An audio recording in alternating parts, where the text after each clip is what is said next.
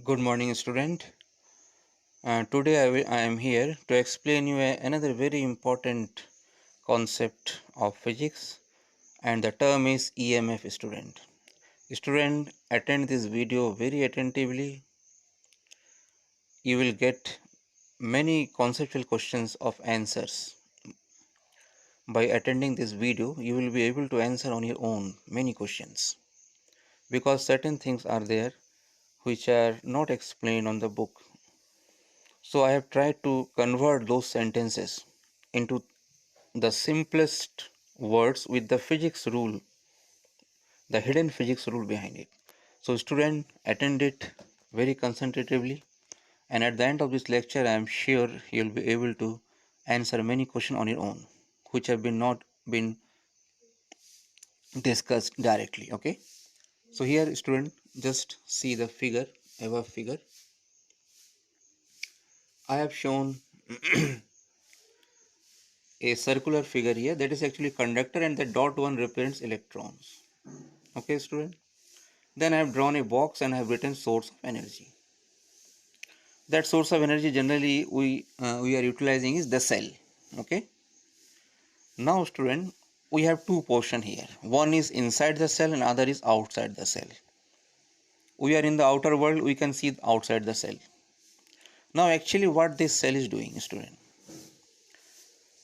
you see I have drawn the dots throughout. They are electrons, means electrons are present throughout. What the cell does is it applies the force on the electron which is nearer to the terminal. That electron applies force to the other electron, and like this the disturbance, the impulse reaches to every electron and the electron starts moving. Okay student, so it is a continuous chain of electrons are there which are drifted towards a particular direction due to the force exerted by the source of the energy. And the source of the energy, in this case, it may be cell, it may be generator. Now in this, between the conducting path, student, if I connect a fan, those moving electrons will start moving the blades of the fan. So here what is happening is, in the first instance, the chemical energy of the cell is converted into electrical energy. Electrical energy means movement of electrons. Now these moving electrons, which are electrical energy, they are moving the blades of the fan while crossing the fan. So they are converting it into mechanical energy, and ultimately this energy is converted into heat and it goes to the surrounding, student. In this class I will try to explain you how this cell provides the energy and what is the physics law which is applicable in this. Okay student, now take this example.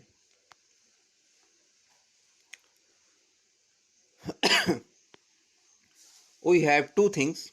One chemical is ZnSO4 and another is H2SO4, student. See the figure on the screen. One is H2SO4, other is ZnSO4, student. Now this H has a positive charge, SO4 has a minus charge. Okay student, so this combination remember student, H2SO4, this combination possesses certain energy.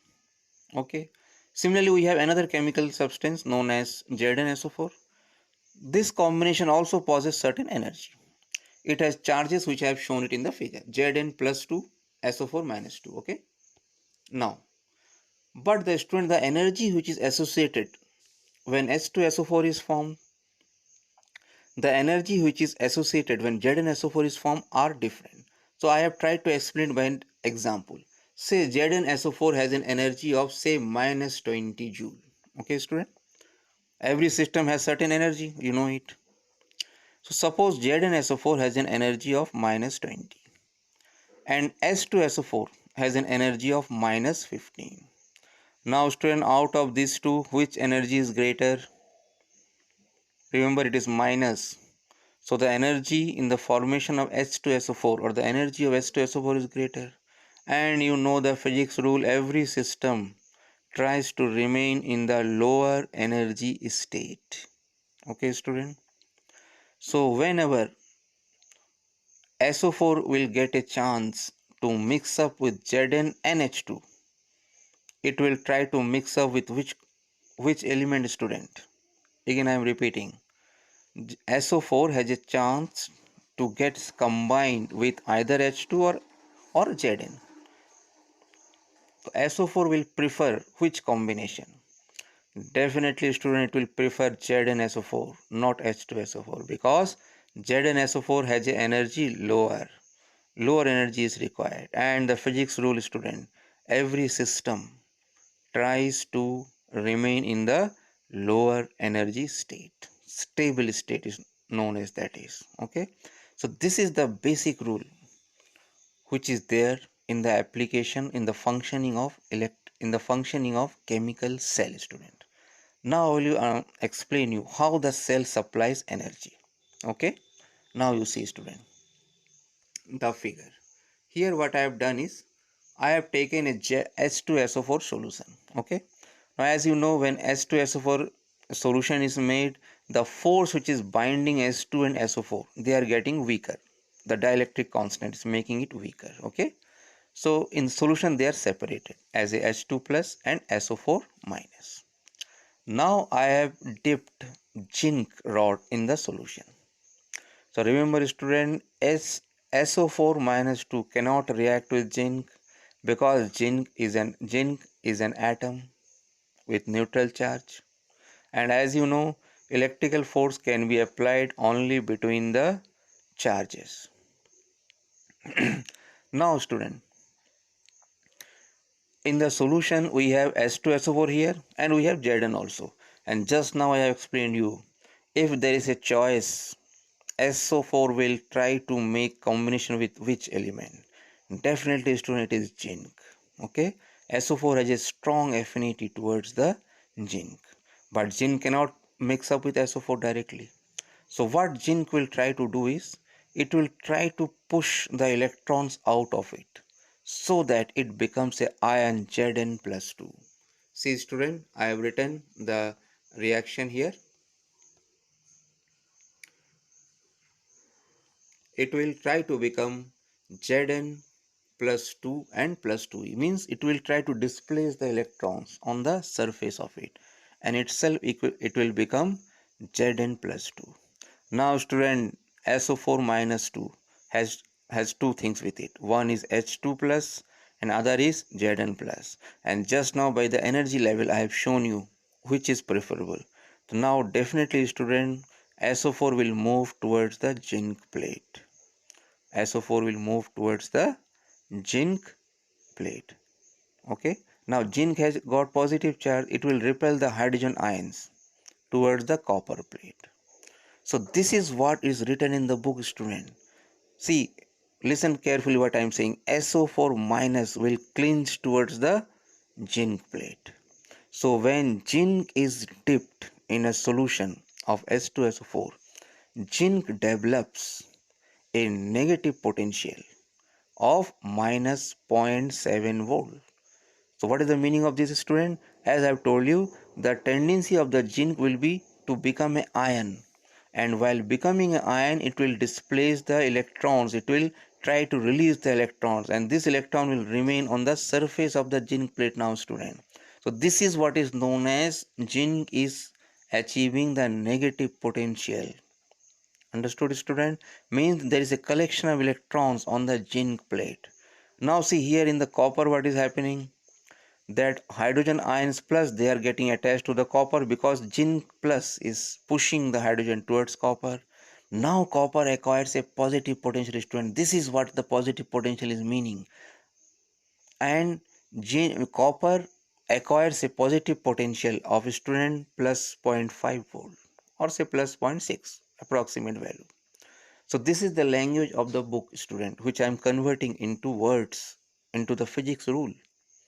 So now you understood what is the meaning of zinc acquiring negative potential. It is those electrons which zinc is leaving it to make itself a ion so that it can react with SO4. Those electrons are collected on the zinc plate. So the physics language, zinc is acquiring negative potential. Those hydrogen ions which are collected at the copper, it is giving positive potential to the copper, student. Now, student, there is an excess of electrons on the zinc rod. Now what happens if I connect a wire between zinc and copper? You must have understood, student, the electrons will start moving from zinc towards copper.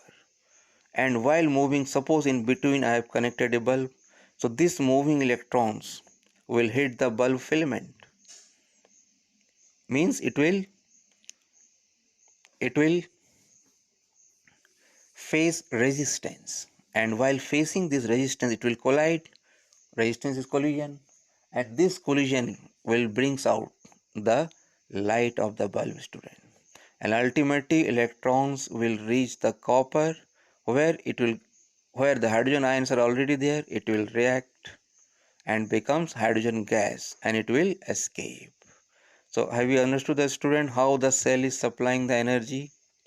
Now inside the cell, what is happening? This SO4 minus, it is traveling towards the zinc ions, student. So inside also charge is flowing, outside also charge is flowing.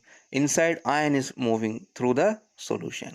Outside it is the electron is moving through the solution. Okay, student. So like this the cell is getting completed, and we say electricity is flowing. Now one more basic, student, before I proceed about the cell. Cell, generally we consider it as that electric current flows out of the positive terminal and enters inside the negative terminal. So remember, outside the cell, remember student, outside the cell, outside the cell, positive charge flows from positive to negative, and inside the cell, positive charge flows from negative to positive. But in case of electrons, what is happening? Just now we have seen, electron is flowing from zinc to copper, from negative to positive, outside the cell. Electron is moving from negative terminal of the battery to the positive outside the cell, and inside it is flowing from positive to the negative terminal. This concept must be remembered, student. I am repeating it. Positive charge will flow from positive terminal of the battery to the negative outside the cell, and positive charge will flow from the negative terminal of the battery to the positive inside the cell, student. Now in case of electrons, electrons will flow from negative terminal of the battery to the positive terminal outside the cell, and the electrons will travel from positive terminal of the battery to the negative inside the cell, student. This basic must be remembered. So student, I have explained you how the cell is providing us electrical energy. So it is the chemical energy. Remember student, H2SO4 possesses some energy. ZnSO4 also possesses different amount of energy. It is those energies which is converted into the electrical energy. This is how the cell is working. Here I have written the reaction, student. Zns, which you must have studied in chemistry also. ZnSO4, Zn plus 2 combines with SO4 to become ZnSO4. Before this, Zn breaks into Zn plus 2 and 2 electrons. Okay, S2S4 2H plus SO4 minus 2. Then how they are combining, student? Hydrogen ion with electrons, S2 gas. So now you understood, the student, the meaning when zinc rod is dipped in S2SO4, minus 0.7 volt potential difference is there between Zn and SO4. When copper is dipped in S2SO4, plus 5.5 volt is there. This means when the electron is moving from zinc rod to copper, when electron is moving from zinc rod to copper, it is having a potential difference of 1.2 volt, student. See, I have calculated minus 0.7 to plus 0.5. It have an energy of 1.2 volt, and this is the energy which lights up the bulb or which moves the blade of the fan. This is the energy, student. 1.2 volt is the potential difference, student. So now, student, I think you understood how the cell supplies the energy, student. How the cell supplies the energy. Okay, it is the chemical reaction taking place, and that chemical energy is converted into electrical energy. and ultimately electrical energy gets converted into other forms of energy, student.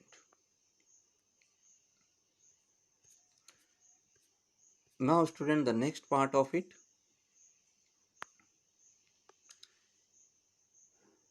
we have two kinds of resistance. One is the external resistance. Say we have connected bulb, we have connected fan, so they possess external resistance.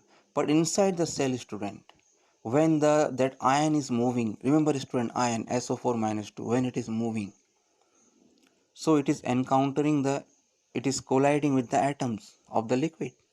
So this is the resistance of the cell, which is known as internal resistance of the cell. Now on what factor this internal resistance of the cell depends? So this can be obtained from the basic formula, student. Suppose you don't know on what factors internal resistance depends. You can find out from the basic formula of resistance. And what is that basic formula? R is equal to rho L by A, student. Now what is L? Length. So here what is the length? It is the distance between the two electrodes, zinc and copper, that length. More the length, more distance it has to cover, SO4 minus 2. So more resistance is offered. Now next is area. Now in case of cell, what is that area? Area, remember student, it is the area of the electrode dipped in the solution. Suppose only half of the electrode is dipped. So only the ions will collide with the half of the electrodes. Area is less. Now if full or maximum part of the zinc is dipped, so maximum part will take part in the reaction. So area is higher, and area is higher, so more reaction means the resistance is decreasing, student, with increase in area of the cross section.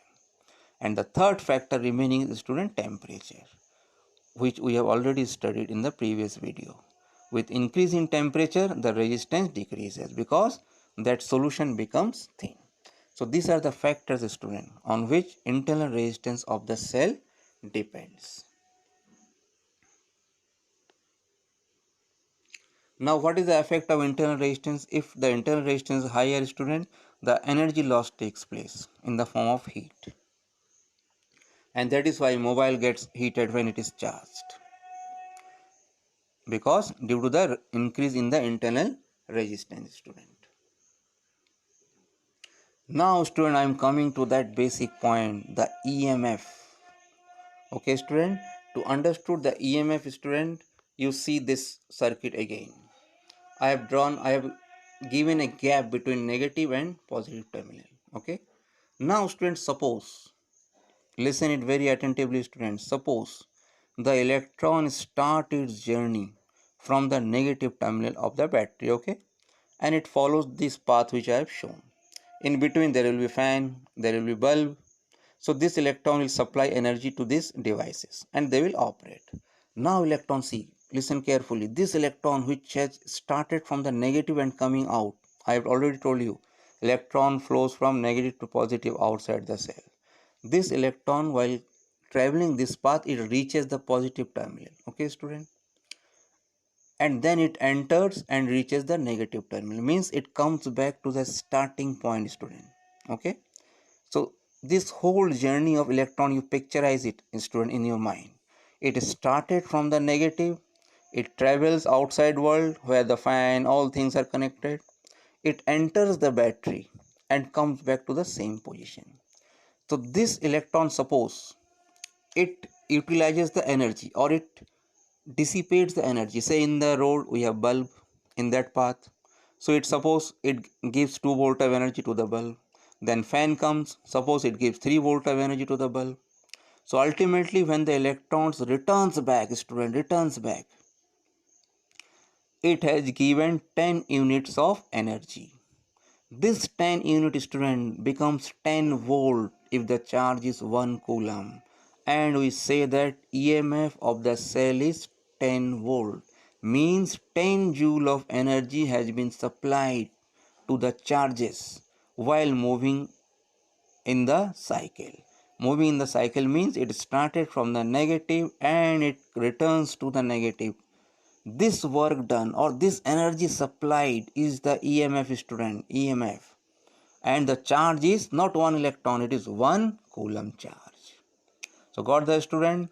How the electron will gain energy, I have explained in the previous just now. how the working of the battery or the cell takes place. Okay, how the electron moves from zinc to copper due to chemical reaction. This electron, while traveling this circuit path, okay, outside the cell it flows from negative to positive, inside the cell positive to negative, and like this it completes one cycle, one journey, one complete round. And if we take the charge of 1 coulomb, how much is the energy supplied or energy given to those devices by 1 coulomb charge while traveling through one cycle? That is student EMF. Okay, student. Now again you consider the journey of the electron from negative terminal of the battery to the outside towards the positive. Okay, only positive, not inside, student. Remember it. From the negative terminal to the positive. This journey, the energy used, this is terminal potential difference, student. So got the difference between EMF and potential difference, student? EMF is connected with the source. It is the property of the source. Potential difference is connected with the points of the circuit. So when the electrons starts from the negative terminal and comes back to the negative terminal, and this electron you consider it to be 1 coulomb charge of electrons, the work which is done or the work which is supplied by the cell, this work done is EMF, student, EMF. And consider the same electron starting from the negative outside the cell and reaching the positive part of the cell outside. This journey means inside is not there. This outside journey, the energy used, that is potential difference, student. And the name given is terminal potential difference. So student, I have tried my best. To explain you the difference between EMF and potential difference. Now student, why it is known as EMF? See, electromotive force, but actually it is energy. So remember student, it is the energy which is creating the force on the charged particle. And for a displacement of the charge, force is required. So as you know, energy is work done, and work done is force into displacement. So here I have shown you energy by du, force, and displacement ds. See, if I divide du by ds, I am getting F. Means this force is dependent on the rate of energy, rate of du by ds. Larger it is, larger will be the force. So this is a misnomer, you understood, student? EMF, why it is called electromotive force, actually it is a energy. Now student, I am sure you will be able to define the EMF of a cell. What is EMF of a cell? It is the work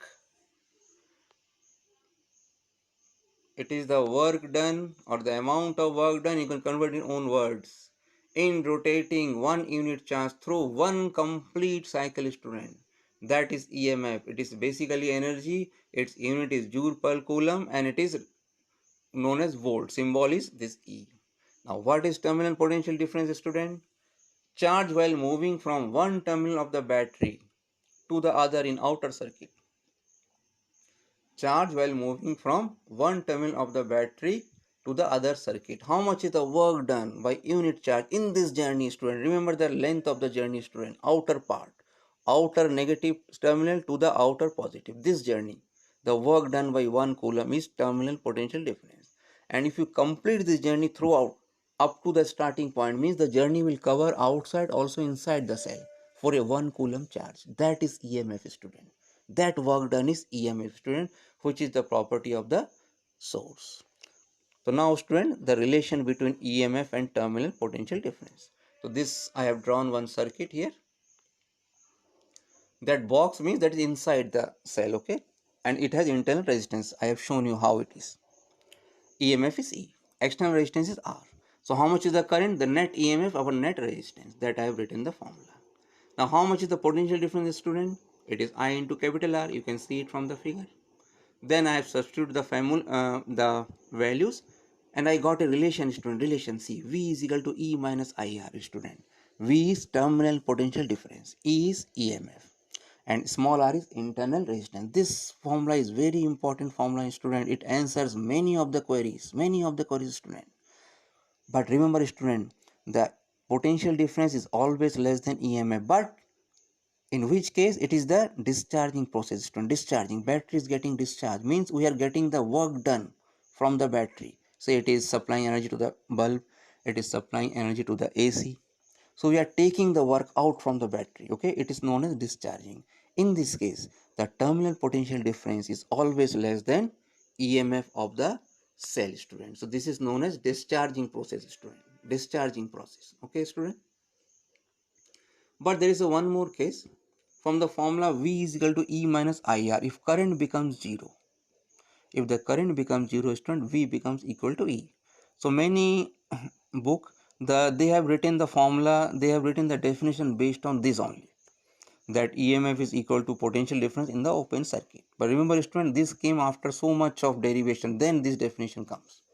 The real definition is not this. It is only one of the condition, that if the current is zero, then the potential difference which existed across the battery or the cell is EMF. That value is EMF.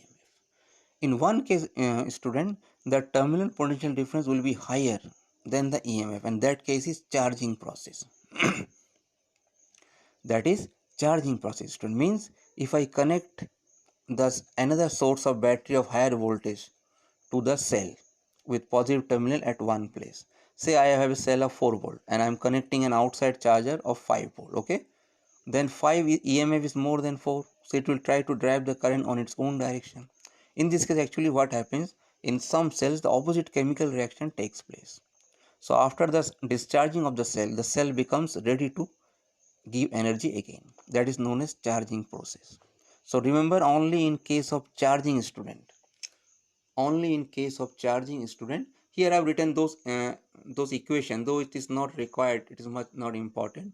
Say H2SO4, when the battery is discharged, it is converted, the solution is converted into water and energy. Okay, now if I supply energy in opposite direction, student, opposite direction, the opposite chemical reaction takes place. H2O, SO2O, they combine and they again become H2SO4. Now this means the cell is again ready for the another another discharging process. This chemical equation I have written it. Okay, student. So now in this case, terminal potential difference will be greater than EMF when the battery is charged. Here, student, I have tried to derive the formula of internal resistance. V is equal to E minus IR. From this, R is capital R, E upon V minus 1. Okay, student. Now I think, student, it is clear the difference between internal resistance and potential difference, student, EMF. Now I will answer one very important conceptual question, student. You must have seen in your homes. When the geyser is on or when the AC is on, suddenly the light becomes dim. Why, student? Why? This I am explaining by a figure, student. Here you see. Here you see, student. I have shown the 2 points, means that is the line coming from the power supply. Okay, and those two lines, those two wires are taken along to separate to different houses, to different villages. There I have connected a device, student. First I have connected a bulb, student. Okay, now only bulb is connected. This is the other device I have shown. In one, tube light is there, in the same line fan is there, in the same line AC is there. Now in the starting, student, suppose only the bulb is on, and the current is I1, others are switched off. Okay, student. And this source EMF means the where the power is coming from, the power station, this will have its own internal resistance. Just now I have shown you, student. Now what is the voltage across the bulb, students? The same formula, E minus IR. Now the current is I1, R the internal resistance, it is constant, it is of the source. So how much is the voltage, student? E minus I1 into R. Okay, now suppose, student, I make the next part device, the tube light, also on, and say it is taking current I2. So now the total current which is flowing is, this means now bulb and tube light both are on. So now the total current which is flowing is I1 plus I2. Now, student, how much is the terminal potential difference? See, E minus I1 plus I2 into small r. Third, I am making the switch fan also on, and fan is taking current I3. Now the total current is how much? I1 plus I2 plus I3. Now how much is the terminal potential difference, student? E minus this much. Have you just compare the potential difference, student? It is decreasing, and this is the voltage which is appearing across this line. Every device will get the same voltage. Can you see how the potential is decreasing, student? Now I have made the geyser also on, say AC also on, and it is taking I4 current, and I4 is very high, it is 15 ampere. Okay, student. So now four devices are on simultaneously: tube light, fan, AC, and bulb. Now how much is the terminal potential difference, student? You see it. E minus I1, I2, I3, I4 into R. So many subtraction. So now here I have written an example. When the bulb was on, the voltage appearing was 240. When the bulb and tube light was on, the voltage appearing was 236. It became 230 with fan on. It became 210, 201 with geyser on. See, 242, it reached 201. And this is the reason, student, why the bulb gets dim. Student, got it is the internal resistance and EMF, they are constant. What is changing? It is the current which is changing. Now suppose you take these two wires to you distribute it to different villages.